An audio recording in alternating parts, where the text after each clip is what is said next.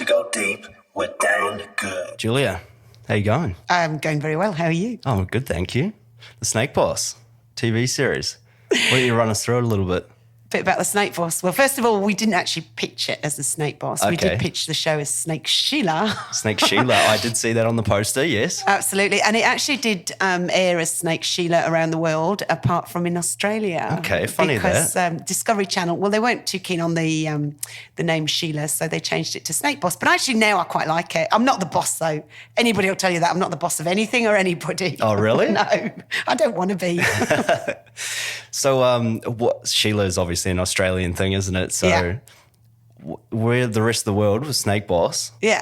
how was it received for them? Oh, very, very good. So coming back to your question about the series, basically I was working as a snake catcher, but I also had a dream of being on telly, and Okay. I went down the path of the acting career first, and then found out that I'm actually pretty shit at acting, so that wasn't going to work. But I've always been an entertainer, so I've done puppet shows for a long, long time now. I do Punch and Judy puppet shows, Okay. and that's what I really like doing. I don't like learning lines and being somebody else. I actually prefer just to be myself. Yeah. So it was a combination of me working as a snake catcher and me wanting to entertain and me wanting to be on telly and going for auditions, not getting anywhere really in the acting world. And then I just had this idea. I thought, you know what? There's a formula in everything that succeeds, and the formula for TV, you've got to have stakes in it, you've got to have emotions in it. And for me, what was really, really important was also getting a message out there. So it just brought all that magic together. And it was the highest, and I believe it still has got the highest ratings ever for Discovery, for Animal Planet Discovery Channel in Australia. Highest wow. ratings ever. That's and amazing. they put that media out, not me. Yeah. So they actually put that out. Yeah, well, that's wicked. Did very, very well. And so it aired, season 1, season 2 aired in about 160 countries around the world. At the moment, it's on Amazon Prime, so anybody can watch it now. Okay, so we can still see it. Yeah, yes, I've seen it. absolutely. It's going gangbusters in America. Oh, okay. Well, given the COVID and the lockdown, they want to see something. Yes. Yeah, I've seen a few of the clips, YouTube clips. Obviously, in the trailers for the seasons and everything. Yeah. Yeah, and I was very impressed. Snakes Oh, are a thank little, you. like, from a Kiwi's perspective, coming over to Australia, snakes are always the things that we're a little scared of. Yeah. And the drop ears, of course, that they try to have you on about. Yeah, and the hoop snakes, which actually a bandy does make hoops. So it doesn't take its tail in its mouth. Because you've heard the myth about hoop snakes? No, I haven't heard so that just one. like drop bears, Yeah. a lot of Aussies will tell you we've got hoop snakes, and they're very, very dangerous, and they will take their tail in their mouth and form a hoop, and then they'll roll towards you. And that's how they attack you, apparently. So it doesn't exist, but there is a snake that will make hoops. It's called bandy. Bandy. And it makes hoops. It's a black and a white striped snake. It's only a little one. Very rare that you see them, actually. And if it feels threatened, it will make hoops with its body to appear bigger. Okay. And And scare just off to the scare you predators. off. Yeah. Okay. But they're it cool. doesn't literally roll No, it forwards doesn't towards roll you. with it. It No, just it's- makes hoops. Sounds like a cartoon So- character you'd yeah. see in Wile E. Coyote or something. Yeah, something like that, yeah. Oh, that's amazing. So 160 countries airing. That's huge. Yeah, it did really well. So it aired that was on Discovery Channel, and then Yeah. it went to Pick TV in the UK. So it was Okay. on free to air. And it went to TV4 in Sweden, and then a Thai network. And then it was on a private network in America, but now it's on Amazon. And I can always tell where it is because I get messages from people from that country. Oh, that's amazing. So originally, when it first came out, it was really, really cool because I get lots and lots of messages from Turkey and actually countries I'd never heard of as well. So that was like pretty cool. Yeah, it is good to get those Dubai, fans. Yeah. a lot of Latin America, they loved it, in Venezuela and some of the countries there. So what do you think the appeal was for them? Is they didn't really know much about Australia other than the fact that there were snakes there and they were attracted to that sort of thing? Or do you think it was more your character on the show playing yourself? It's quite vibrant when I see it like up the tree, getting the snakes out. Well, I'm gonna go from the feedback that I get, Yeah. and the feedback that I get from the viewers is the kids. Absolutely, I mean, it's gone gangbusters with kids, young kids watch it over and over and over and over again. They're fascinated with everything, I guess. For the adults, I have to say, there must be a big appeal in myself and my husband, of course, because he's a big part on the show, and the dog. Yeah. Because majority of them say to me, we watched your show only because the kids insisted. We didn't like snakes. In fact, I have so many people that write to me and say, I was terrified of snakes until I watched your show. And I think the fact that a female's doing it, and I think it's really important that we do get more female presenters on telly, because it just shines a different light.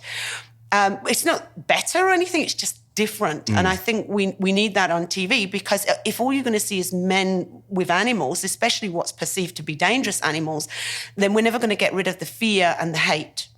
And so for me, that was really important, that people can see that, yes, of course, snakes are dangerous, but they're not horrible or disgusting. They're not out there to kill anybody. And I think when you throw a woman in there that's catching the snakes, they go, oh. And I'm a little bit more nurturing, I guess. A man would go, oh, there's a snake, put it in the bag. Where I'm like, oh, look, it's so cute, sweetheart, darling. And I'm like, it might sound a bit cheesy, but hey, it just puts the snakes in a different light. Yeah. Well, I actually noticed that on a few of the episodes that I've seen, that there's a lot of males are the ones that have put the the trash can over top of the snake and scared of it, and they don't want to go anywhere near it, and you're coming in there straight in gangbusters. Oh, yeah, but if that was a spider or cockroach, man, I'd be screaming like a big girl. Oh, really? I'm fine with snakes, but not with insects. No creepy crawlies. I have to say my favourite customers when we go for call outs are Kiwis like yourself, because you're honest about you've been scared. You don't make. I've been to households and there's been Maoris in there and the big men, and they're up on the kitchen bench, and they're not scared to show that they're scared. Yeah, they don't want to go near it. Yeah. Whereas if I turn up to a household, an Australian household, quite often the man will say, I was just going to do that myself, and the woman's going, no, he wasn't. He was screaming a minute ago. Or they'll want to step in and help me. They don't feel like I can do it by myself. Oh, really? But Kiwis, nah, you guys are honest about it. Yeah, pretty straight up. Yeah, you're like, nah, fuck, I'm not touching this. I'm terrified. You do it. Yeah. Oh, yeah. Well, it's a thing. Like, I would check everywhere I go when I first came over here. If I'm like out in the bush, like walking around, or like, the mountains and the wetlands and everything, Really? be like noticing everywhere you step just in case there's a snake. Maybe I'm just overthinking it all the time, but I think that's what it naturally is, because you're scared of it because you hear all the stories and the big spiders and everything else, which I will say the insects are probably about 3 or 4 times larger than what they are back home, some of them, but like the spiders, for example. Yes. But the snakes, you very rarely see them though. Like you think, obviously we're in the city here a bit, so you don't see them too much, but I was living over in Kenmore over the west side there, and there'll be the odd, is it the green snakes that like tree snakes, tree snakes like coming along the fence line and things like that. But, they're far more scared of you than you are of them. And they're totally harmless anyhow. Yeah. Actually, my husband, because he's from Scotland, and before I met him, he was the same. He wouldn't walk on long grass. He was terrified. And then our very first date that we had, where it was a meeting, because we met on Plenty of Fish. Okay. And then we met in real life, And I invited him back to the house. We'd gone to a car show and we'd gone to the movies, and I already knew that I fancied him rotten, and I thought, I'm not going to let him go without having a snog, I thought, I'm going to get a kiss in. So, and he was just going to drop me off at the car park at the IGA where we met, because he obviously didn't want me to feel endangered or anything. Oh, no, come on. And now, you can only say this as a woman. I said to him, do you want to come inside and meet my pet snake? Right? And he was like, oh, yeah, I've never seen a snake before. Like, he was quite excited. So he came in and we looked at the, snake in the enclosure. I didn't bring him out, but the second time he came around, I thought, I've got to test him, because I wasn't going to give up my snakes. And I knew that if I was going to be with a new man, he had to be all right about snakes. Yeah. They were not going to go anywhere. Snakes now are a big part of your life. Well, they were after my divorce. I found this passion. I'm not going to let go of that. So I only had 2 snakes at the time. One was my daughter's. So I've got this big black and gold jungle python, and I thought, right, I'll test him. So I've got him around my shoulders, and I open up the door, and I'm all dressed up. We were going to go to the sit-down comedy club, and I'm all dressed up, and he didn't bat an eyelid, nothing. And I thought, this is brilliant. He's so brave. He's wonderful, this man. We walked in and brought him inside, and then the phone rang, and it was a call out, a snake call out. And he knew that I was a snake catcher. So I said, turned around and said, do you fancy going on a snake call out on the way to the sit-down comedy club? Yeah. And he said, all right, that's something a bit different. I said, right, hold this while I go get changed. And I took Jesse, and I just literally threw him around Johnny's shoulders. And I didn't realise, he told me later on, he never even saw the snake. He had no idea I had a snake on me. Because he was just focused on you the whole time. He was perving at my legs, apparently. so, and I've walked off and left this poor man with a big jungle python around his shoulders. I thought he was cool about it. And he froze. And I came back, I said, you all right? Yeah, I'm all right. And he never let on. He told me, it was a while afterwards, he said, I didn't actually see that you had a snake. But he was fine. He was fine about it. And then, of course, every time he'd come around, my daughters would take great pleasure in shoving Jesse up his pants and down his shirt and things like that. So eventually, and then my very first Christmas present, I bought him a big bread-lined python called Jack. So he had his own pet snake. And then he trained up as a snake catcher as well and and then joined you on the show. Yeah, but the show came a lot later. So I'd been a snake catcher for a while by the stage. Yeah. Oh, well, that's a hell of an introduction to a first date, isn't it? Just thrust into it. Yeah. So how did you go actually on the call out then? That's what I want to know. I think it actually got called off. We were on the way and then he called me back and I think the snake had disappeared. So he didn't get to go. But he went with me. So he had his son still here. His ex had gone back to Scotland and his son was still here. And we sort of met for the first time. So my girls knew about him before his son knew. And then, we all got together as a big family. We went up to Mount Cofa and we had a call out. I got a call out. No, we were at Peachy Markets. I got a call out to go to Mount Cofa. So I impressed him a lot because he came with me and it was a big python in the bushes and I pulled out this python and I got brownie points with my stepson straight up. Yeah, and the fact that I did have a big motorbike helped as well. I've seen that on the show, Harley Davidson. No, it's not Harley. Oh, was it? It wasn't it's a Yamaha Harley? V-Star. Okay. I wish. With the little sidecar that he rides around in, right, with you? Yeah. That's awesome. Yeah, I bought that for the girls, actually. I bought that for my daughters. Okay. So, because what happened was after the divorce, and I wrote bucket list, one of the first things I did was get my motorbike licence because I've always fancied riding motorbikes. And we were doing shared care. So the girls were living with me for a week and then with their dad for a week, which was great, actually. Once you get used to it, I advised everybody to do it. I thought it was great fun because I got to, explore myself on the weeks that I didn't have the girls. And I joined Ulysses, which is a motorbike group for older people. You're meant to be over 50, but they let me join. But they said it's only because they needed somebody to help them up on the bikes. Which is not true at all. They're very fit. They're very fit people. So I was this biker chick for 1 week and then a mother the next week. Then after 2.5 years, the ex decided not to do it anymore. So the girls came and lived with me full time. And I kind of looked at my motorbike and went, I can't go out anymore. Oh, no. And I thought, well, with 2 kids, you can only take one on the back. Yeah. So I had this bizarre idea of getting a sidecar. And I kid you not, this is the truth. I had $1,500 in the bank. I was single mum. It's way before I met John or anybody like that. Yep. And I had to look online, and the only way I could see myself getting a sidecar, because they're very rare, would be to build one in Melbourne, and that would be $10,000, which custom built, never going to happen.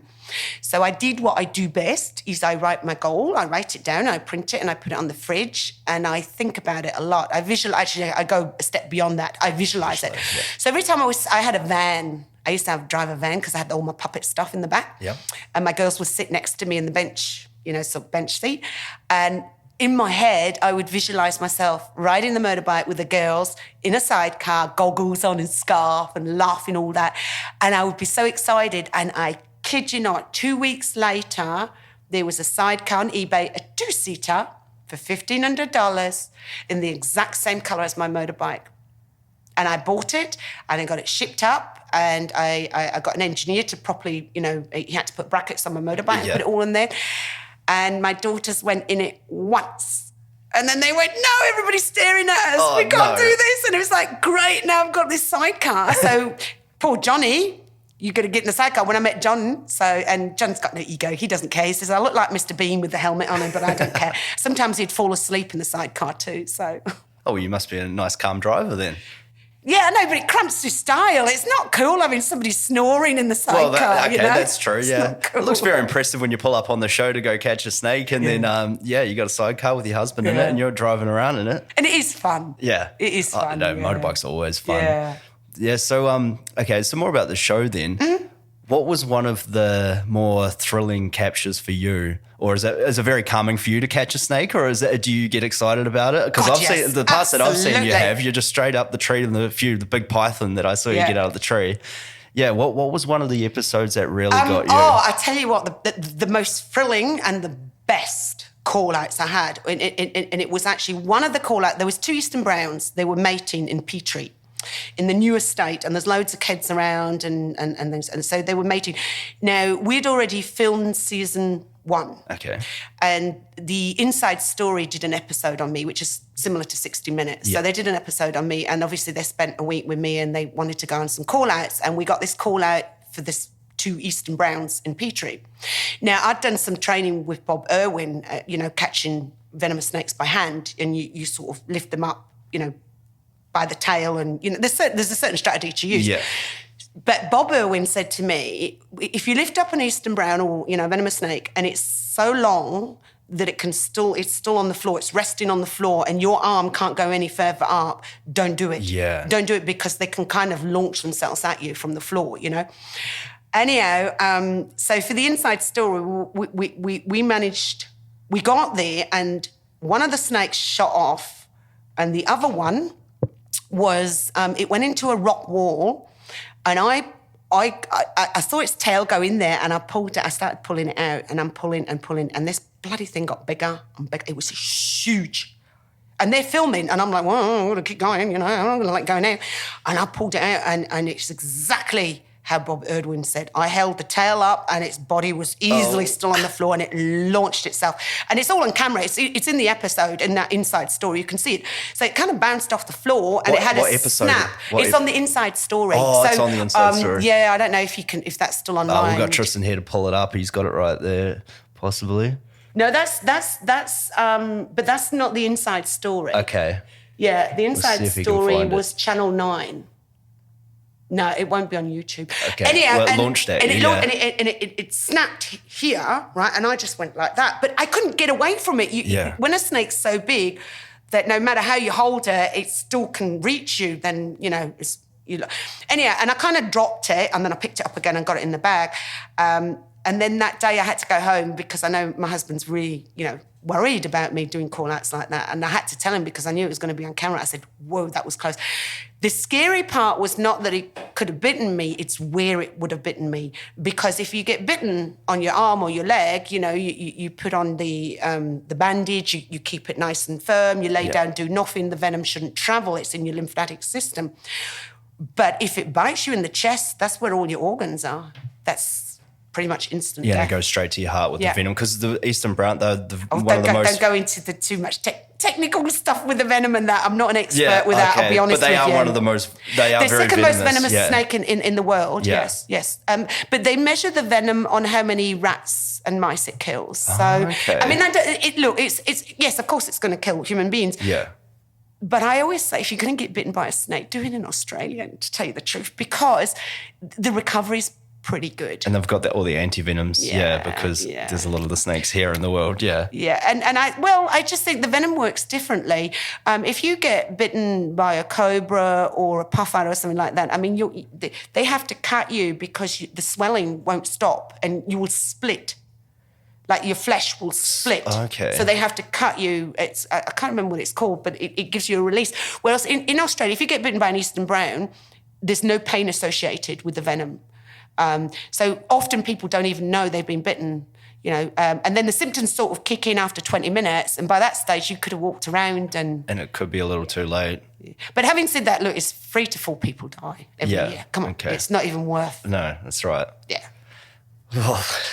So what, the snakes were mating when you got there, or the two snakes? Yes. Well, they were talking about it. So I would say they would be very irritated by that.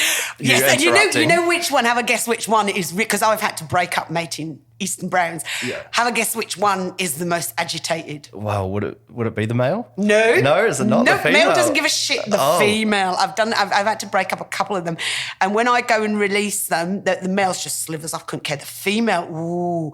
I remember releasing 2 separate bags in the same spot, because I thought, well, you can get back to business. Yeah. Female came after me. She was not happy with me at all. She was really cranky. Male didn't care. He just left.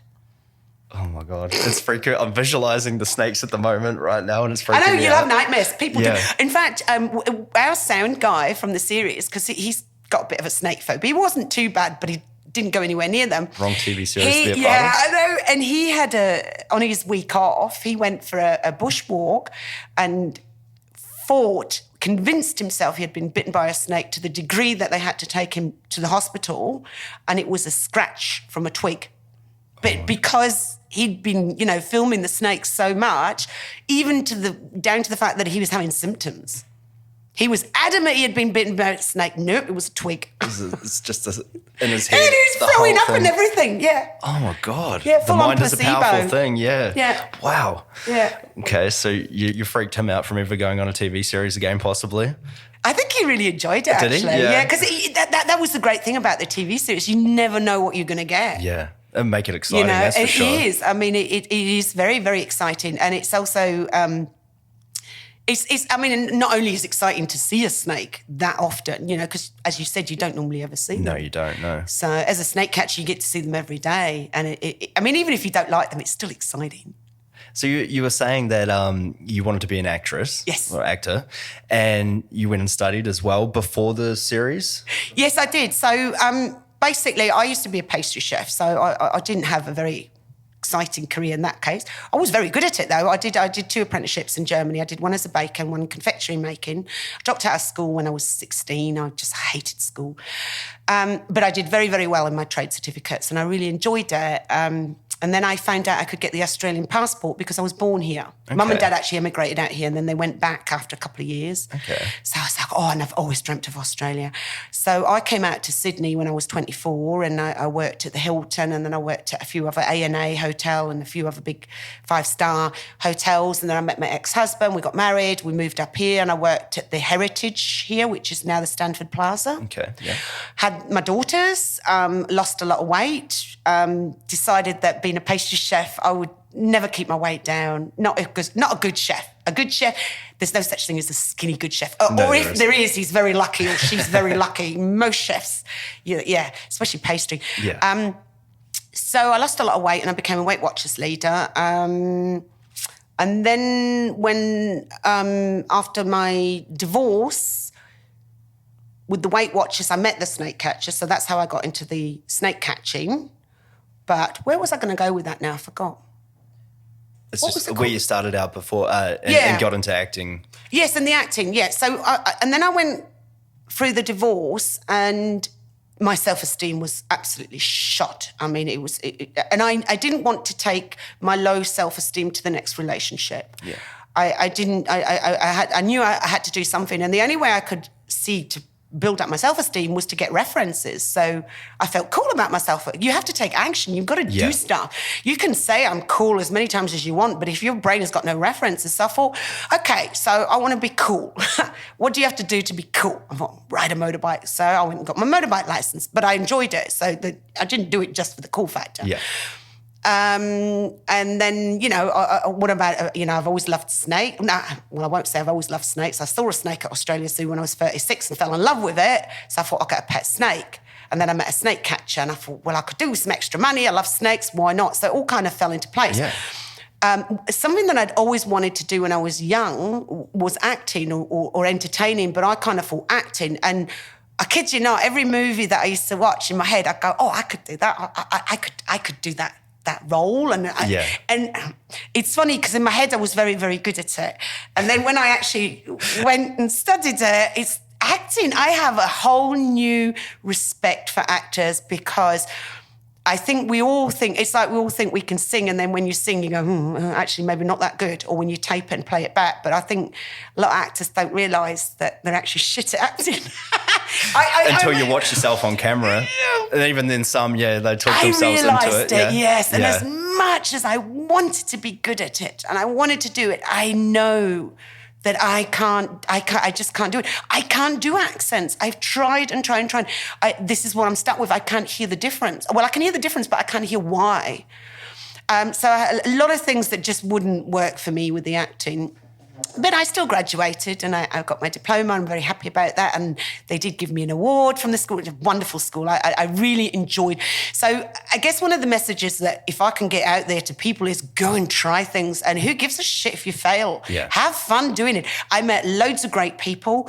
And you know what? The best thing that came out of that was that at the age of 40, it was the first thing I ever did entirely for myself that didn't impress anybody else. Yeah, and that's important. Yeah, Yes. so to put yourself out there, especially Yes. after you've gone through Yeah. such a, we'll say traumatic's probably not the word for it, Yes, but it was traumatic. could be, Yes, yeah. And you're down in the dumps and you want to put yourself out there again. You build the courage up within yourself to do it, and then you try it. You can gain so much confidence out of putting yourself out there like that, whether you're good at the thing or not. But it doesn't matter. But I think we tend to go for things that we're going to be slightly good at. Otherwise, you wouldn't be interested. Yeah, of course. Or in your head, you think good. Now, I'm not good at acting, but I'm very good at entertaining. Yep. That is my thing. That's what I like to do.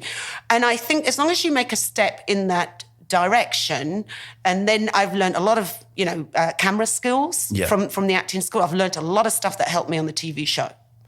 And I think that's the important thing is don't get too stuck on the outcome, enjoy the journey and learning what you do on the journey. And, and it will fall in place. And, I could have got stuck on the fact that, oh my God, all my life I thought I was going to be good at acting. Oh, poor me. And that is stupid. Why do that?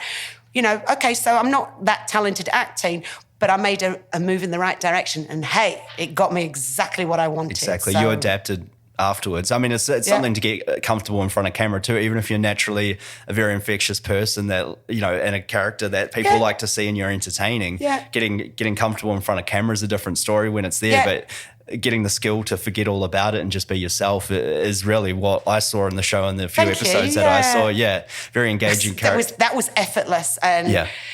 It's funny because I've just come back from physio key, which is fabulous. I had this really bad backache, and I kid you not, 4th session, gone. Wow. The pain has gone. It's this physio key. It's like this instrument.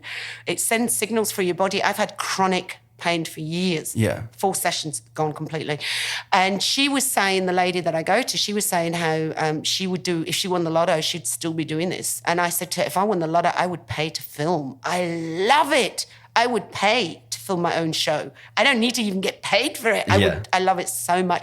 I love creating it. I love everything from, writing the synopsis and to put the format together. I mean, you obviously do it as well because you love it. Yeah, and then you create something magical and then you put it out and shit yourself. Exactly, yeah. Oh, God, I hope people are going to like it. Yeah, but we love that, don't we? Part of the thrill of it, yeah. Yes. So you created the show yourself.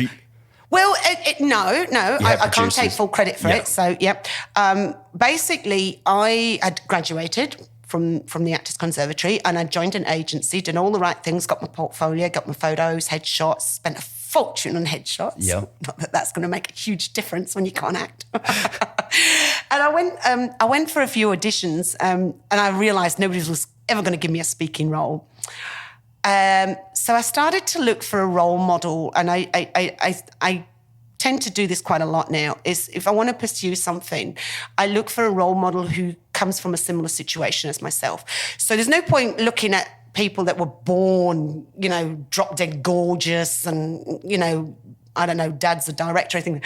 So I was looking for somebody who possibly started late in life, didn't have a very good accent or whatever. And I came across Sylvester Stallone. Now, Sylvester Stallone, I think he can act. I think he's very talented. But what I love about him is his story. And a lot of people don't know his story. He was very much struggling as an actor in Hollywood. Nobody wanted him. He had done one movie, nothing particular. And he wrote Rocky. He was so desperate to get on TV. He wrote Rocky. Yeah, you know the story. And he took it around to all these producers. And at first nobody was interested. And then one production company was interested, but they didn't want to cast him. They wanted somebody famous in it. And he held on to that script. He sold his dog. I know, that was a hard story to hear when he sold his dog. He and bought then it later back. on, and he paid for $50,000, yes. Yeah, and he sold it then- for about $300 or something close. It might not have even been $300. And he had to give the guy a role in Rocky. That's right. I love the story. It's an amazing story. And I thought, you know what? I'm not going to compare myself with anybody else.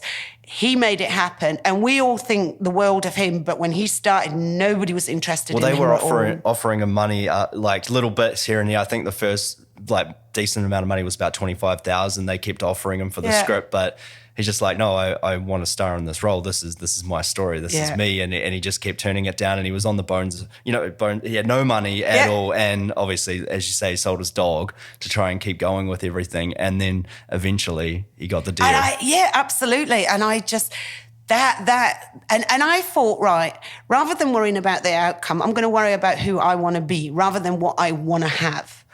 Who is it that I want to be? Because I think that we've kind of been conditioned to success is what we have, not who we are. Mm-hmm. And the problem is if you depend on your happiness or your success and what you have achieved, then you're also at risk of losing it at any given time. Yeah. You can lose everything. You can lose your legs and not be able to act anymore. But if you work more on who you are, and I thought, okay, so, I couldn't see myself getting anywhere with the acting. I thought, well, who is it that I want? What skills do I want? And persistence just kept popping up. And I thought, you know what? I might not be the most talented person. I might not be the most beautiful person, but I can be the most persistent person. That I have control over. And I took that on my heart. And if you ask my husband, that's one thing he'll say. And I said, I want it to say on my gravestone, she never fucking gave up. She never fucking gave up. And that's who I want. I want people to say that about me. Yeah. She never gave up. And it's not about, not giving up exactly. I mean, I give up on if it's, I'm not so concerned about having exactly what I want, but I don't give up going in that direction. Yeah. Does that make sense? It definitely does, yeah. The persistence and the constant pursuit of the happiness and what you're trying to achieve at the time. And that's what gets the projects over the line, though. I talked about this on the last podcast with my friend, and it's just that overwhelming belief in yourself and what you're trying to strive for that actually gets these projects over the line, because you can fall off at if someone says, oh, this is shit, you shouldn't be doing this. Which everybody gets with a lot of things I do. And you go, well, you know what? Maybe it's not for you. Let's just keep going. And if you believe in it, then you can make it happen. Oh, it's an emotional roller coaster. I mean, I've been headhunted to go on quite a few big TV shows, on Survivor and things like that. And in the last second, they picked somebody else. And it hurts like hell because in my mind, I got asked to go on I'm a Survivor Champions. Okay. And I'm thinking, I'm not a champion. I don't know where I fit in there. And obviously when it came to the casting right at the end, they must have realised. Because they're all champions at something. I'm not a champion. So I wasn't... And I'm also very unfit, so I'm glad I wasn't on it. I don't think they realise. I think they think because I'm a snake catcher, I must be really fit. Hell no. I get exhausted watching 5 minutes of Survivor, And what was the other one? Wife Swap? I got headhunted for that one. That's a bit different. I was keen to do it. My husband's like, no, I don't want another wife in his house. I just want you. It is an emotional roller coaster. And I've had lots and lots of rejections. Well, that's something you have to get used to in the entertainment game, isn't it? And it's developing that thick skin to actually be able to handle that. And you just have to roll with the punches, really. It's such a difficult thing when you first start off and you're putting yourself out there and you've gone through certain things like, the divorce, or you've lost your confidence in something. For me, it was a relationship that fell apart, and that's actually urged me to actually move over to Australia in the first place and put myself out there again. Yeah. And it was something that, started training in the gym a little bit, feeling a bit better about myself, just all of a sudden, and then you get that confidence thing and it just goes through the roof, and then I just fell into the acting thing. And it just comes to you. And it's like a universal thing that it just comes around. And if you just keep putting the effort in, you're passionate about what you're doing, you just keep going forward with it, things just come your way. And you find the people that will help you with that, and you also help them, and it's just a to or throw thing that it's a beautiful thing to be a part of. And so I mean, you created the show then, and you had basically what I had the idea. So I remember I was doing quite long walks every day, and I suddenly had this idea, because every barbecue that I went, I'd been catching snakes for a few years, and every barbecue that I went to and everybody that I spoke to, oh, we're a snake catcher. Oh, tell us some stories. Always an interesting thing, There are no two call-outs that are the same. And people were fascinated. And it's not just, I went to the house and there was a tree snake. No, it's that I went to the house, you won't believe where this snake was. This snake was up in the blinds, I was carrying, the cat was in the bedroom throwing up, and, the woman's on the kitchen bench screaming, and the husband, and there's so much happening. And it just clicked. It almost like the idea came to me from somewhere, and I went, oh, because I knew I wanted to be on television. And then I went, that is the perfect formula for it's almost like a reality show. It's not really, it's a doco reality, I think they call it, right? And I thought, it's got everything in it. And I rode the motorbike. My husband's my apprentice, and you the know, sidecar. and the sidecar. And I thought, this is going to look awesome on TV. Now, at that stage, it's like, where do you go with your idea? And I'm sure there's millions of people out there who've got great ideas for TV shows, and you really get stuck on where do you go. So I sent my idea off to Channel 7, 9 and 10. No reply. Of course not. Why would they reply? They get loads and loads of emails like this. You need a producer to do that for a start. Nobody's going to listen to your idea. So I went and did what I did with the sidecar, and I've done it with my husband as well. I wrote a list about what I wanted in a husband, and I wrote, I want a TV show, and I printed out a little clip art of a woman behind a camera, and I stuck it on my fridge. And I was online not that long afterwards on Star Now, actually. I've had 2 great opportunities on Star Now. So I seriously recommend Star Now. Yeah. I think it's a great place to start when you're trying to get into the indie game, Oh, and there's a lot of hidden opportunities there that I don't think people can see. I got on the Hughesy show through Star Now. Oh, really? And that went to Gogglebox and everywhere. That went viral. Star Now's good. So and there was a job offer. Well, it wasn't a job offer. They were looking for somebody with an inspirational career change. And I went, I've gone from baking cakes to catching snakes. And they were on the phone within half an hour. We're sending an editor up. This is for Women's Day. We want to feature you there. And I went, brilliant. So I'm still friends with him, actually. This wonderful editor came up, and I told him about my idea for the TV show. And he said, that would really, really work. But he couldn't help me. He didn't know anybody producers or anything like that. But he gave me the confidence. Now, I also had people say to me, that's a stupid idea, because why would anybody want to watch you picking up a snake and putting it in a bag? It's been done before. There was a guy that did it. You're too late.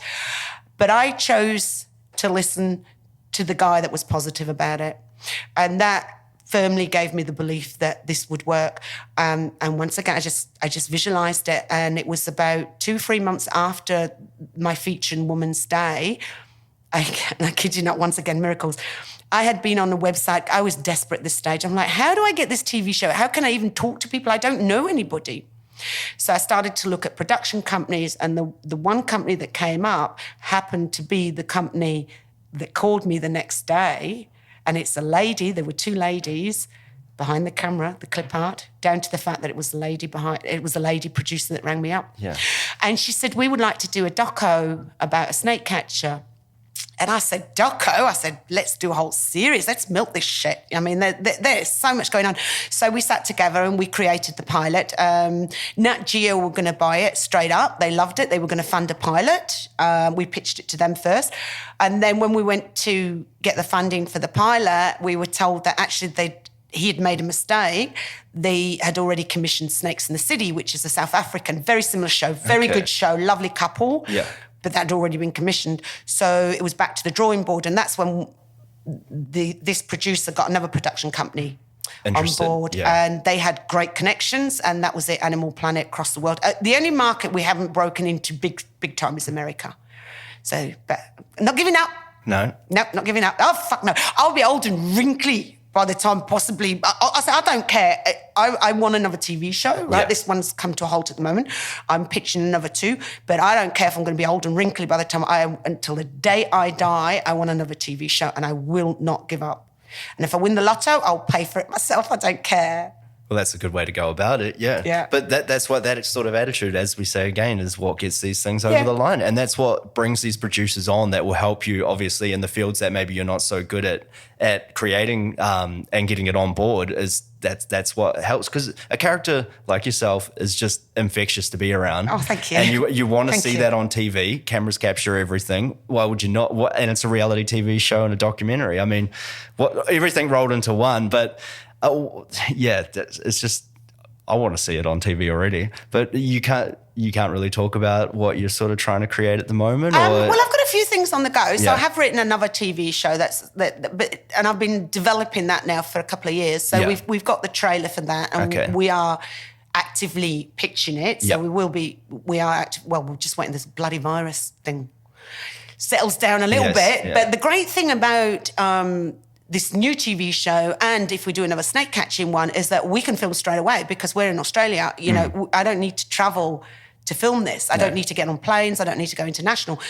So we can deliver the content straight away. It'll be, really good. So I've got that, and I've got my first kids book come out. So that's another passion of mine, young children. I've been a children's entertainer since I was about 8 years old. Actually, I started doing puppet shows with my dad when I was about 8, and we started doing them for my sister, who was 6 years younger. Okay.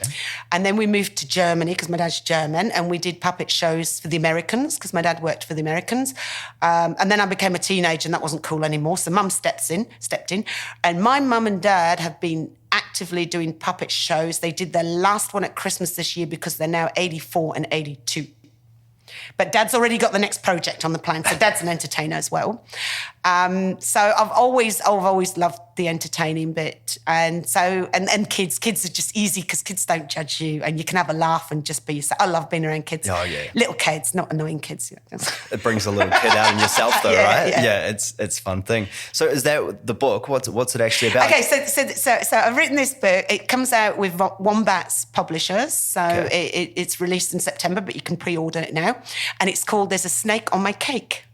Okay. And it's about a little girl called Jessie who wants to have a snake birthday party. All her friends have rollerblades and this and that, but she wants a snake birthday party. And her friends don't want to. They're scared. They're like, oh no, snakes are slimy and this and that.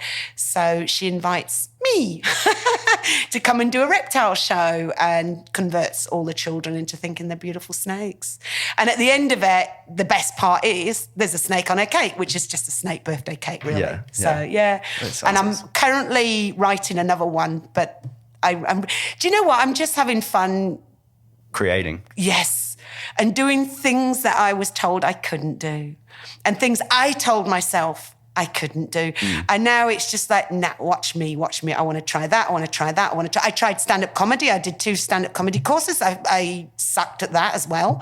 And that's okay because you just try different things. I don't get stuck on the things that I'm not good at. I've given it a go. At least it's out of my system. You can always get something from that. I've tried a little bit of stand-up myself as well. Yeah. I was scared of public speaking. Like if I was doing speeches in school, it freaked me out. Like I did not want to do it at all. So obviously the intern from, as I spoke about before with the relationship thing and coming in and getting confidence within yourself, acting was such a far-fetched idea and that, but there was always people around me that said, you're not going to be an actor, you're not going to be a musician, this, like you can't do that. Well, because I was from a small town. There's a small town mentality that sometimes comes with that. And it was like, at one point it just broke me and I was like, well, why not? Exactly. Why can't I do it? Exactly. Like, what is stopping me from trying to do this? So let's just do it, and whatever happens, happens, just roll with the punches and something fun's going to come out of it. At least I tried, I wouldn't want to live life in regret and not saying that I took the opportunity to try and see what I'm made of and challenge myself and see what comes from it. I feel like you're doing a similar thing in so many ways. Do you know what? The last thing you want to do is sit in your rocking chair when you're older and think through your life when you're old and you're in pain and you really can't do the things that you can now. I think, why didn't I try that out? And that was the sticking point for me because I used to think, I was 40 when I started the acting, and I had a relative say to me, "You're 40. Why are you still in acting? No, you'll never make money out of that. That's ridiculous." And I thought, but if I don't, in my head, I know now I know I'm not good, but I thought I was good. I don't want to sit in my rocking chair thinking I could have been the next biggest Hollywood actress. Do you know what? It's better actually to know. And yes, it did hurt a little bit finding out that I'm not talented in that so much. But I still went and did some acting afterwards, and amateur for free, in local theatres and that, because I enjoyed doing it. But it's out of my system, and I'm so grateful for that. I would hate to be old and think, God, why didn't I try acting? I tried it, and I had fun. I'm not an actress, but I had fun. You probably made connections out of it that... I met wonderful people, yeah. I don't know career-wise whether it did much or not, but it certainly gave me camera skills. I don't know if that made a huge difference, but I think sometimes you've got to look at things in life. You don't have to achieve something out of everything. You can just enjoy doing it and not have... As you said, that's the journey though, and the process that you go through is that actually enjoying what you're doing, and you find what you don't and you do like, and what naturally comes to you, and that's where you just keep going in life, right? And just keep living. Because if you just sit back and do nothing and don't try things, is it really living at the end of the day? No, exactly. No. And that's not that. To me, life's an adventure. You've got to go out there. And I have a saying that if what you're doing is not affecting people, and it's not hurting anybody, you do whatever the fuck you want to. You have every right to do that, as long as it's not affecting anybody. If you're endangering yourself, that affects other people too. Yeah, of course. But otherwise, loved ones, go and have fun. Yeah. Yeah, try new things. Yeah. Put yourself out there. So you stand-up comedy, what did you actually, did you go sit down comedy club, or you try the open mic nights? I did it with Fiona McGarry, who's just brilliant. And I enjoyed the course. So it was a 6-week course, one day a week, and then she sort of gives you the format. She tells you how, you come up with a topic and then how you put it together. It's a brilliant course. I highly recommend it. I did it twice. And at the end of it, right, this is the fun part. At the end of it, you get to invite all your friends and family for an evening at the Sit Down Comedy Club. And we all had our little routines, I think 10-minute routines on the stage. And of course, they're your friends and family. So they all laugh because they want you to do well, and they're all cheering you, laughing. You walk out, head about that size, thinking you're the next funniest thing. And then you do the open mic nights. Have you done them? Yes. Oh, I would rather wrangle an Eastern Brown any day. It's scary. It's painful. Yes. I don't know. How did you find them enjoyable? I hated the open mic. At the time, yes, because I'd already been doing acting for maybe 6 years or so at the time, maybe even more, and went through a bit of a period where, I got my confidence knocked out of me a little bit with certain things, in life and in the game itself. And I was sort of in a rebuilding stage of myself and trying to figure out what was going on, mentally, and sort of lining everything up with my, how I felt in my body. And it was, once again, like acting was at the first thing. It was so far from my mind, like that could really do when I was scared of public speaking and, things like that. And so obviously stand up is definitely that.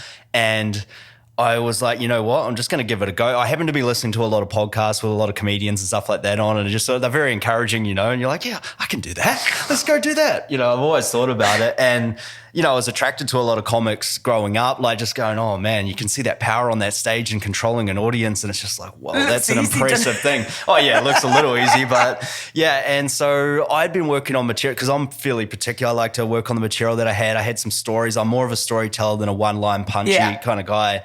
And I had some stories that I thought would be pretty good. I worked them out a little bit, I wrote things down, but you can't really know what you're going to do until you get up there in an audience, and it's a whole different story in itself. But actually Tristan was with me when I went up there just down the road at the Waterloo. Was my first time, and I actually got put up first. So I didn't really have a lot to go by. I'd been to a few comedy shows and things like that. Where's the Waterloo? I'm just trying to think if I've done an open mic was there. Waterloo, right? Have you done the Newmarket one? No, that was the one that I Hotel? really wanted to go to, because we checked that out and I liked that room. Like, it was a good vibe. There was a good audience there the couple of times I went and checked it out. Yeah. And that is where I was supposed to go, and then they just threw me up at this one spot, and I got thrown up first.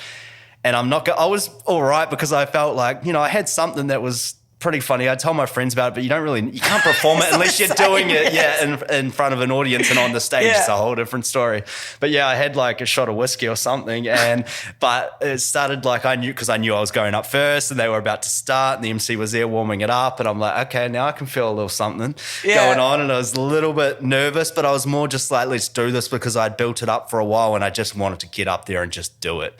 And I got up there and I did my story. I went through it pretty quickly, because my timing, I understood timing and tonality and things like that through acting. So I thought it would help me, and it did, but I did punch through the story because I knew it was a little longer than the 5 minutes that you get, and I just rolled with it. And I think it was more, I got a few laughs, but I had the MC laughing the most out loud at a few, like about 3 solid points. I just remember him going, and he recorded it for me. So I watched it back, and it was just went so quickly when I was up there. The light was so bright in your face that I thought I was going to be staring at people, making eye contact with someone, but you can barely see it. It's almost like tunnel vision, and you're just going through it. But like, I stood right in front of the mic kind of thing. I didn't move away from it or anything like that. So it could appear that you were hiding behind it kind of a little bit, but no, it went all right. I got a few laughs, and I think I more shocked people with my material than then like got Was it laughs. really? It was a little dirty. It was a bit of a sex story sort of thing that went sideways a lot, and I was sort of playing off of thoughts in my mind and like, you know, to the situation. But it was all right. You know, it got off, and it was fun.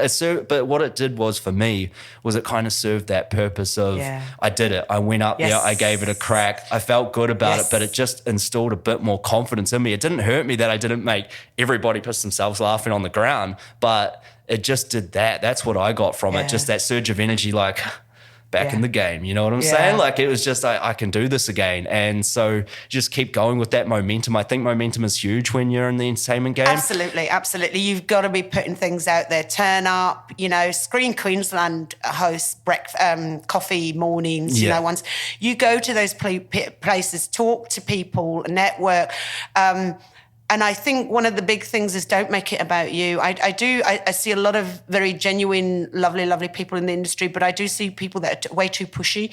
And nobody wants to know that. Don't be in people's faces trying to sell yourself. It doesn't work. It's actually very little to do with yourself. And you need a team. That's probably one of the biggest things that I've learned over the years is that you can't do everything by yourself. You need a team. And everybody's just as important. It doesn't matter. If you've got a shitty cameraman, well, you ain't going to look good no matter how good you are. Everybody's important. So you treat everybody with the same respect. It doesn't matter if you're behind the camera or in front of the camera. It's just a freaking job. It's a job. Like, you're not more better than the person behind the camera. No, and it's a good thing to remember when you're on set because you're all working towards the same goal, and that's creating something, you know, magical, beautiful that people are going to love. And that's what I was really attracted about when I got into the creative industry is that you find your niche, your people that you want to be around, and you're all contributing to that same thing. And you quickly, the ones stand out that aren't doing that are in for themselves. And that's what I think that, you know, you just find those people that want to naturally just see you do great and they do great along with you, you know what I mean? And you're all carrying each other together, you know, and there's always things that go wrong, especially on a film set. Nearly everything can go wrong in the indie game when you're trying to create. And it's, you know, you're there for one another. And I think that's an important thing to remember is that, like you said, you can't do it all yourself. Sometimes you want to, and you don't really want to ask people for help or depend on other people, but that's just part of life.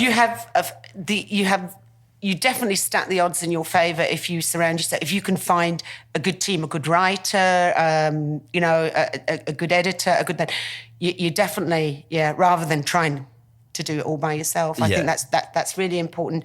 But I think what I love, coming from a stable sort of career in being a pastry chef, which I dare say probably 80-90% of the population has a normal career. Yeah.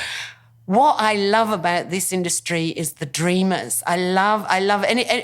I get lots of invitations from Screen Queensland, and I went and saw Baz Luhrmann. He gave an evening, and he was talking about because he's doing Tom Hanks biopic. Do you know? I nearly caught the coronavirus off Tom Hanks. Oh, okay. That would have been my claim to fame, but I didn't. I was in the same room with him. I went to his wife put on an evening, and he was in the room in disguise. Really? Yes, he was, but we couldn't figure out who it was. And you can't go staring at everybody with a beard and a hat, you know.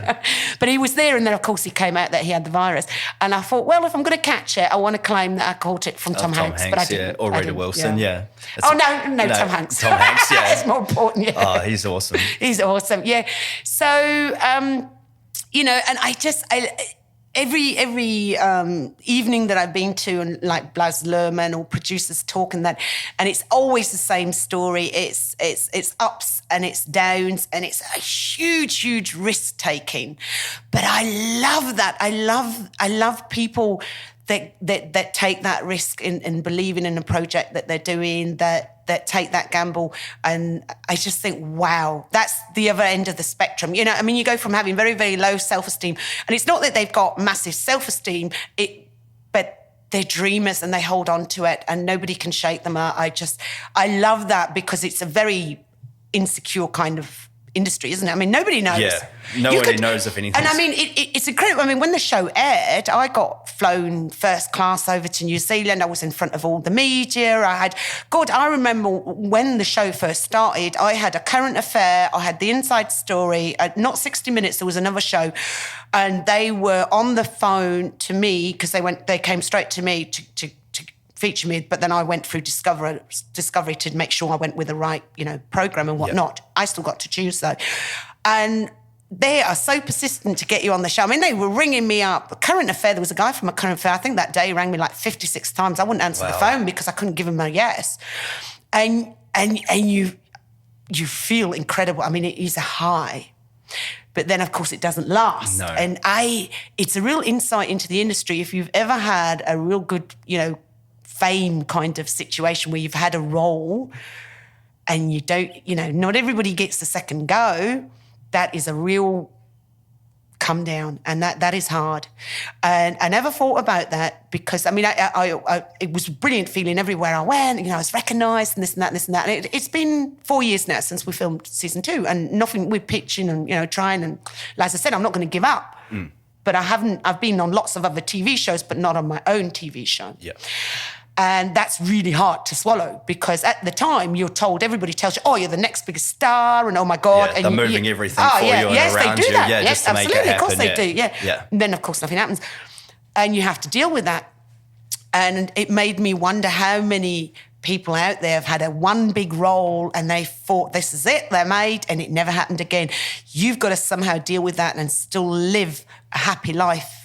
If that doesn't happen, you can't make it everything. So that's the big thing because I've heard that actually depression is very big in the industry. Massively. And I could sort of speak a little bit about that myself because I understand, I haven't had, say, a really high role and things like that, but I understand exactly what you're saying because there's such a high when you're on those sets and you're around those people. And if you're on, say, like I've been a part, like very, very tiny, small role in like some of the, like say the Marvel films or the DC ones that are filmed down the coast and things like that, like extra sort of thing. But you occasionally, if you show the right passion for it or persistence, whatever, or you have the right look, because let's face it, most of it is about look in the industry as well too, and there's talent. But and you can get sort of, maybe you might get a little feature here, or you're alongside Chris Hemsworth, you're talking to him or what have you, and you're caught up in that, and it's such a high, and it's like, it's one of the most amazing buzzes that I've ever felt, is that being a part of those big films. It's and you're dangerous. Around,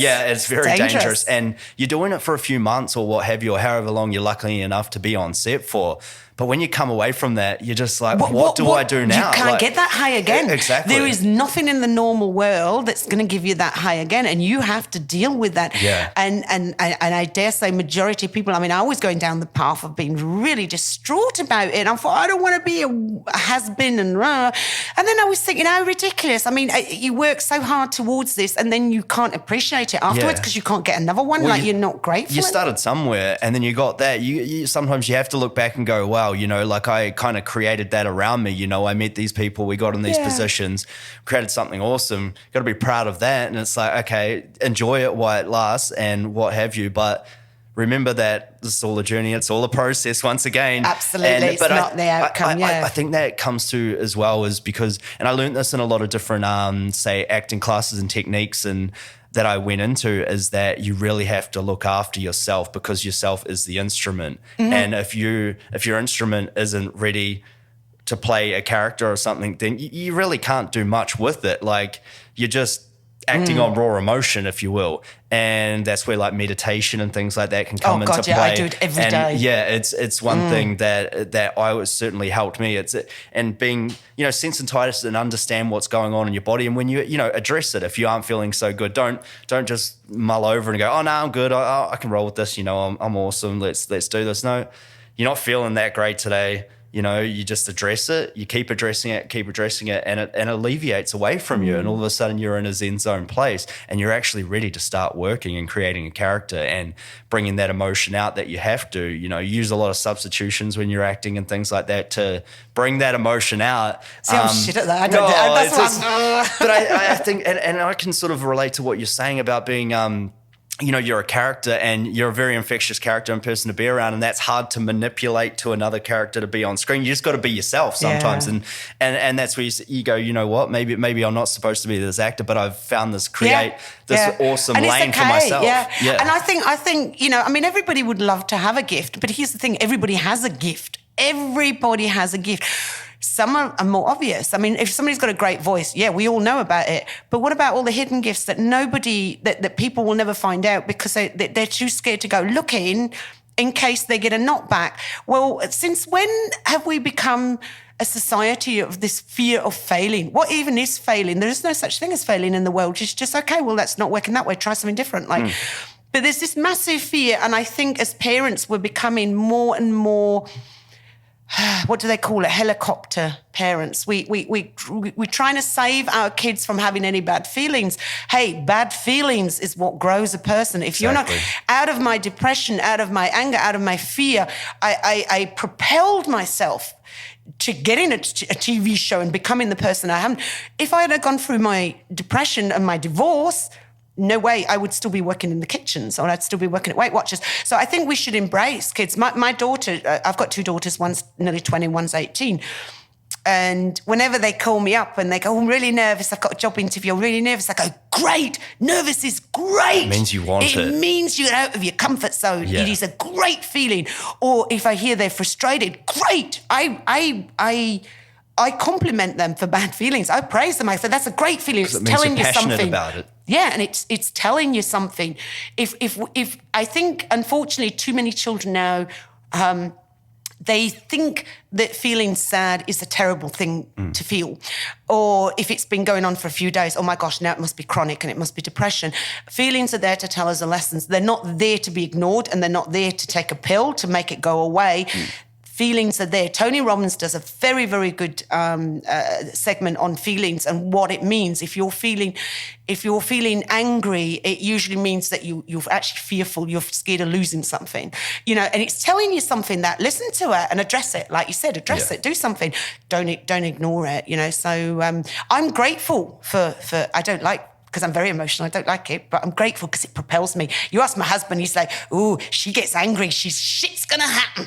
She's gonna make shit happen."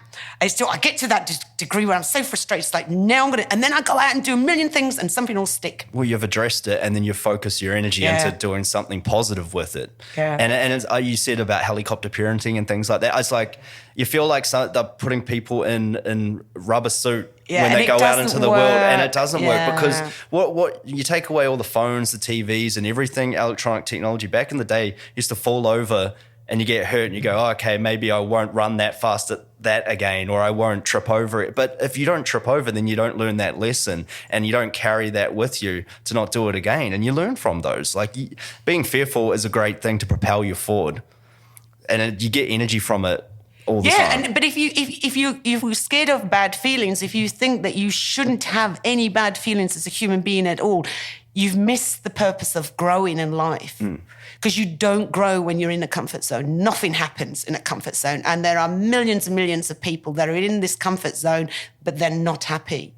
So a comfort zone is not something you want to get stuck in. Yeah. Well, yeah, you feel, I see a lot, like they feel entitled to that something should happen for them, or this should happen because I think that way. Or it's like, just go out there and do it. Take a chance, try it, challenge yourself. You'll find out something about your own person that you probably didn't know yesterday, Yeah. And that's what you can take into the future to actually create that own world for yourself, rather than expecting it to come to you. Absolutely. Get out there. And I think, for the kids now, because there is a lot of fear of going out and, being adventurous, and it's our fault. Our parents, my parents, they were baby boomers, weren't they? They were born in the war, actually, just before the war, I should say. So I've watched my parents, pick up all the pieces after the war, pretty much, and working class, no money, one car, one phone, black and white TV. One stage, we didn't even have a fridge. And so we've done a lot better. We've got more money, but I feel that our kids, there's nowhere for them to go, because they're like, well, we strive to become better than our parents, but now where have they got to go? Something has to happen for them. Something bad has to happen. And you'll actually see that throughout history, the 4th generation where there's no war always suffers. There's something has to bad happen for them to then have a purpose again. And at the moment, I feel like we're going through that right now. That way, and something big will happen. It has to. They say every 3rd or 4th generation does that. But you're talking about the I've got to tell you this funny story, right? Because I did a few extra jobs, right? And I was on Steven Spielberg's set. It was, Jesus, what was that series called? With the dinosaurs. It was filmed on the Gold Coast. Terra Nova. Oh, okay. Right. Yeah. So I went down as an extra Terra Nova, right? And just like yourself, if you kind of a bit enthusiastic, you get picked for a little bit of a feature run, right? So I turned up and there was bus loads of us. And it was, I think, the last episode where I never watched it because it's a crap show. But anyhow, well, in my opinion. Stephen, she didn't mean it. Yeah. No, love you, Stephen. But it was, and I don't think it's ever aired again, actually. So it was a village and they travelled through time. I didn't quite understand it, but the village men were coming back. And the director, that day I was on set, they actually flew in the director from America. So, and they had bombed, the village had been bombed. The set was amazing. You know what it's like, a proper set. And the director was a proper American with a megaphone. I was like, yeah, I felt like I was in Hollywood, right? Yeah. So he said, right, I can't do American accents, so I won't even attempt it. As we know, I can't do it. He said, I need some women to volunteer, and you've got to be the wives of the soldiers coming back. So you've got to rush out and greet them and that. So I was like, yeah, absolutely. So he said, right, we'll take you, and I got picked. He says, right, so just grab yourself a bloke when they're coming in, and then when we reshoot it, just make sure you grab the same guy, right? Yeah. So I got a bit excited. And I mean, keeping in mind, I'm 51, so this happened, I was on set probably about 6-7 years ago. Yeah. So I was still well into my 40s. And the boys were all about 20. And I was like, oh, shit. And one of them actually said, what's this, grab a granny? Oh, just as a laugh kind of thing. So I grabbed this young 20-year-old, and I had to pretend to be his wife and give him a big kiss and whatnot.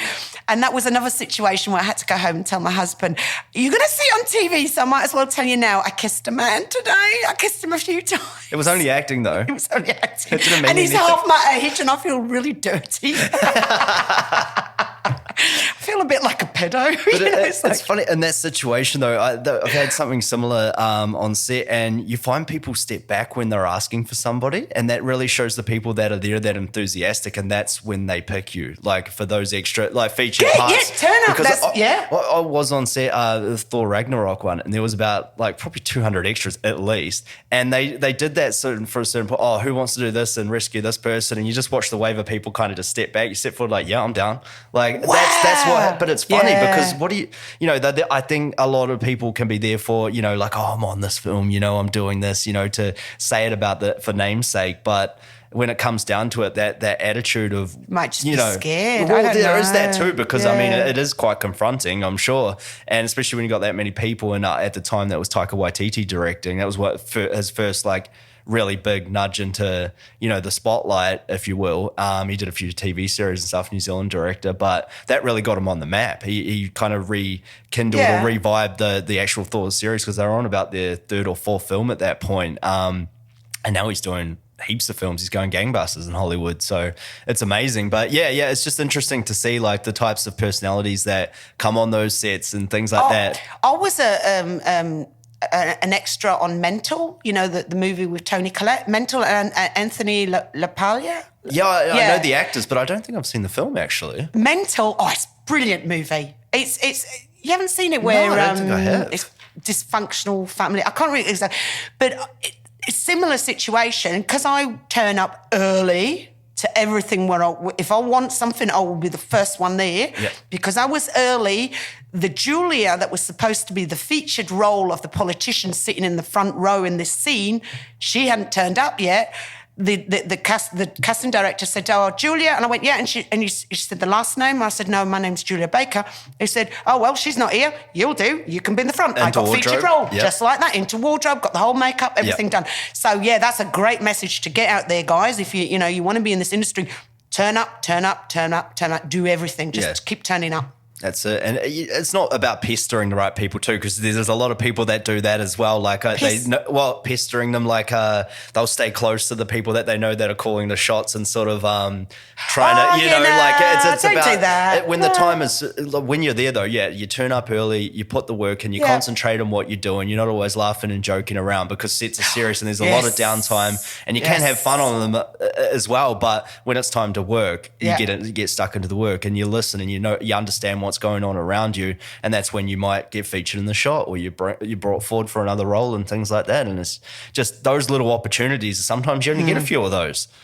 if you're lucky, you know, and you got to take it when it comes to you, and you got to be prepared to take that role when it comes to you as well. Absolutely. And that's the thing, like, so like we say about the meditation and preparing yourself and getting into your own body and feeling comfortable in your own skin and addressing everything that's going on around you, because then you're ready to work and you're ready to take that opportunity when it comes, and you get that opportunity, you set everything up for the dominoes to fall. Actually, you know, you say you feel comfortable in your skin. That's something that I did that worked really, really well for me. A strategy that I did after my divorce with my self-esteem was I actually wrote down all the things about myself that I didn't like that were niggling me over the years. And you know yourself, the little voices you hear. You know, things like, I didn't like my nose. Don't know why, I just didn't like my nose. I thought it was too wide. I didn't like my legs. You know, I've got wrinkly cellulite legs. They're just not very nice. So I wrote everything down that bothered me. I didn't feel I was educated enough because I'm a tradie. I don't know why, but anyway.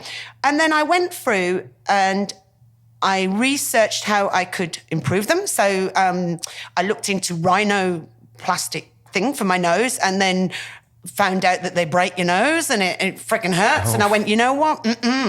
But I made a conscious decision that anything that I couldn't change, whether it's a cost factor or, you know, I looked at liposuction because I don't like my legs. And I thought, well, liposuction, I went and I got a quote for it. It was $10,000. And I said, well, what happens when I eat? You put it back on again. And I thought, well, that's $10,000 I'm going to put towards a motorbike. Yeah. But I also made that decision that I was going to get it out of my system, and I was never going to look at those parts of me. If I can't change them, I was never going to look at the focus on them. So, and I never did. And that was 12 years ago. And I look in the mirror now and I don't even know what my legs look at. I don't look at them. I don't focus on my nose anymore because I'm not going to change it. So why bother focusing on it? And I found that they just all disappeared, all the things that I didn't like. And the things that I did like about myself are things I could change. So because I felt I wasn't educated enough, I did a diploma in marketing as well. And that made me feel good because now I've got a diploma as well. Yeah. And I've got a diploma in acting. Liposurgery, not worth it. So I don't look at my legs. Nobody else looks at them. Nobody sees them. So forget about them. You alleviated that nagging thing in the back of your mind. Yes, I got rid of it. I got rid of it, and it bothered me for years. Yeah, it's the chatter in the back of your head, and you have so many things like that growing up, no matter how old you are, 20, 30, 40, whatever. You have all those little chatters in the back of your mind, and that can actually hold you back from progressing forward. Absolutely. And if you don't address it, it does keep popping up. And then make a conscious decision. Hey, if you don't like your feet, you know, I've got big feet and my daughters have got big feet. And I raised them and whenever we went shoe shopping and they would whinge, I said, you've got feet. Be glad. Do you know how many people in wheelchairs would kill to have your feet, big or not? It doesn't matter. It's feet. Don't look at them. If you don't like the way they look, don't look at them. Never bothered them ever. Never, doesn't bother my daughters. We laugh about our feet. We call big feet. Well, you know what that means. Something. I don't know what it means for women, but it means something. Big hearts. Big hearts. That works, yeah. Big hearts, yeah. So we got big feet. So make a joke about it, move on, focus on the things that you love about yourself, and everybody's got lovable things. Don't dwell on the negative. No. Stay in the positive. Fuck no. Nobody else looks at them. It's silly, isn't it? You cover them with shoes all the time. I know, but any little bits about yourself that you don't like, you'd be surprised that nobody else notices, because we all look at the big picture. Nobody just focuses on somebody's nose and goes, holy shit, that's a big nose. Nobody does that. No. And if they do, it's because they've got problems with themselves. Yeah, they're just reflecting it back on you. Yeah, exactly. Yeah. Love your body, love yourself. Yeah. Keep yourself in check and, it's working. Be happy. So, yeah. You'd like to leave with anything else here? No, I guess... I think we've covered most of the things, but my message to everybody would be just do things and don't sit around. I saw a lot of people that signed up with agents, a lot of actors, and went for lots of auditions and then lost heart and went back to doing what they didn't. But I thought, you know what, if you really love acting, you go and act. You'll do it in an amateur theatre. You'll do it anywhere. What is it that you really want? If you just want to be famous, that's okay. That's totally okay, whatever it is. But if it's just the fame that you want and you're not getting that through the acting because you're not good enough or you're not getting the roles, and so therefore you stop the acting, then it's not the acting that you want, it's the fame you want. Yeah. So then my advice would be look at different avenues. There's nothing wrong with wanting to be famous. No. Then try Big Brother or try a reality show or try and get on Gogglebox or try something. But really think about what it is. I love to make people laugh. So I think that's why I tried, the acting first, and I tried stand-up comedy, and then, and I have ended up with where my true gift is, and that's just entertaining people, And my shows are scripted. I do reptile shows, I do puppet shows, and yes, it's scripted. But that's the thing. Even while I was studying acting, I was doing puppet shows every weekend. I've been doing puppet shows for many, many years yet because I love entertaining. I don't need to be famous, but I want to entertain. You get something from entertaining people and the joy that they get out of it. So my advice is, if you want to be an actor and you love acting, you'll go acting anyhow.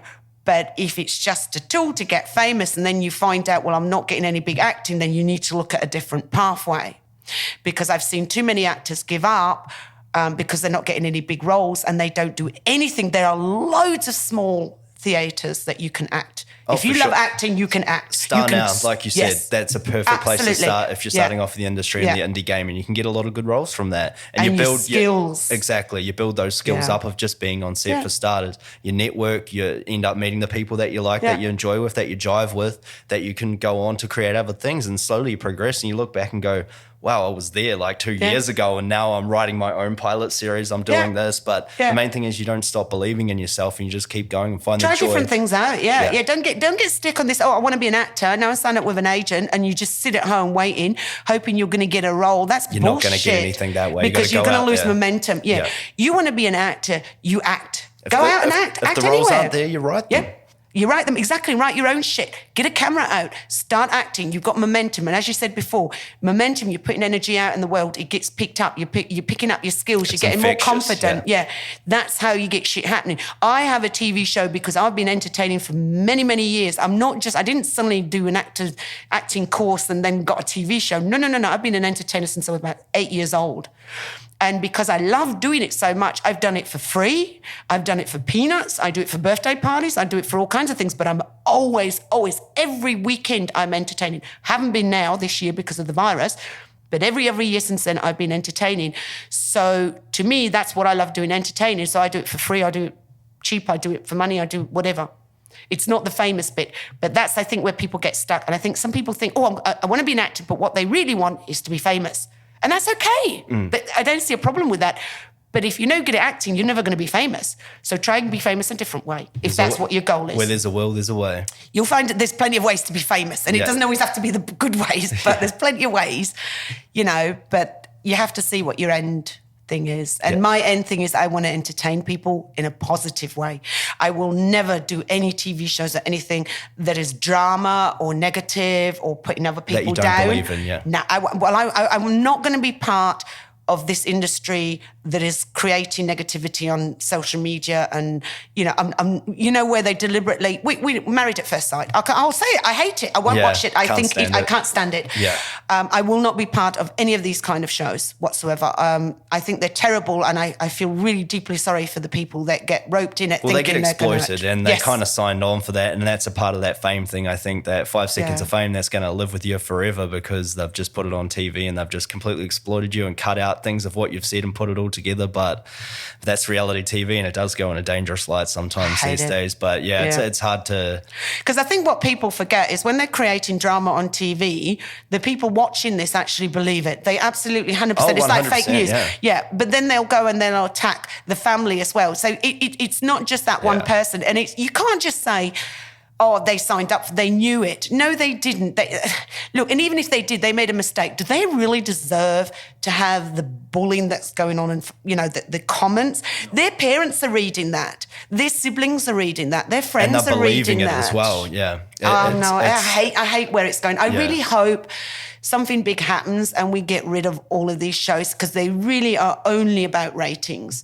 And it just shows how shallow people can be, that this married at first sight, that people actually believe they're really married. I mean, the way they even talk, the language, he's cheated on her. Well, what do you mean he's cheated? He just met her. They're not really married. Oh, no, he's a cheater. He's married to her. He shouldn't. No, they're not really married. Hello. Yeah, half the time they're acting, but they're terrible actors.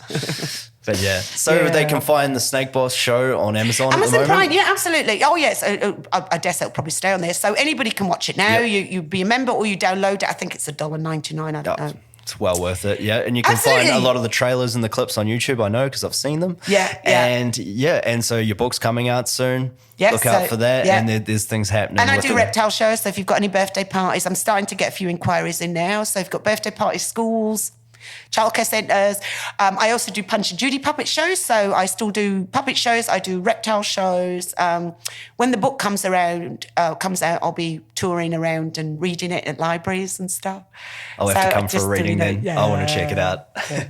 That's It's awesome. in a picture book, so it's cute. Oh, it's great. For the kids, though, that's an awesome Yeah. thing. And it educates them on snakes and things like that as well. Like, Little to a bit, certain yeah, extent, as much although as you you can't be a need. snake as much as you want to be a snake. But thanks for coming on, Julia. You're welcome. Thank you. Righto, that's us. We're out. Woo, we did it. Another podcast done. Man, that was awesome. I thoroughly enjoyed that one. Julia is crazy for handling all those snakes. You would not catch me doing that for a job. That's for sure. But goddamn, I got a lot from that podcast. She's awesome. She's such a charismatic guest to have on, and I hope you guys really enjoyed it. Once again, if you'd like to show us some love, please hit that subscribe button on the YouTube channel or follow us on Instagram, Going Deep with Dan Good, or my own personal account, Dan_Good. Guys, we've got some awesome guests lined up next, so please keep listening. Man, I love the support, and just keep doing what you're doing. Keep grinding. Till next time. Peace.